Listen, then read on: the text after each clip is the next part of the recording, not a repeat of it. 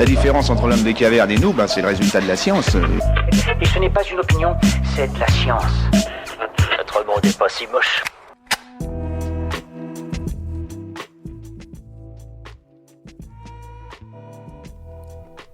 Est-il dangereux de fumer un joint par jour ? Herbe, résine, huile, quelle que soit la manière dont il est consommé, le cannabis en renferme une molécule active appelée delta-9-THC, dont les effets sur le système nerveux sont clairement identifiés. Ces dernières décennies, une augmentation de la teneur en THC contenue dans le cannabis inquiète les autorités sanitaires. Le cannabis représente le produit illicite le plus précocement consommé, puisque la première expérimentation se fait en moyenne vers l'âge de 15 ans. À 17 ans, 4 jeunes sur 10 déclarent avoir déjà fumé au moins un joint, avec une légère prévalence chez les garçons. Des statistiques suffisamment alarmantes pour que les autorités sanitaires françaises se mobilisent sur ce véritable sujet de santé publique et tentent de sensibiliser le jeune public, mais également les parents. Car le cannabis surfe sur l'image festive et désinhibante qu'il véhicule.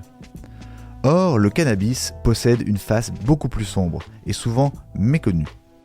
Difficile de déterminer une quantité journalière maximale de consommation pour ne pas nuire à sa santé. Car contrairement à l'alcool qui bénéficie de repères de consommation clairs, le cannabis ne fait l'objet d'aucun consensus net. Bien que des études soient régulièrement menées sur le sujet, aucune recommandation officielle n'en émane véritablement.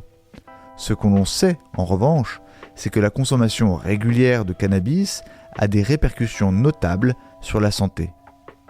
C'est la raison pour laquelle, d'ailleurs, la substance est considérée comme illicite en France.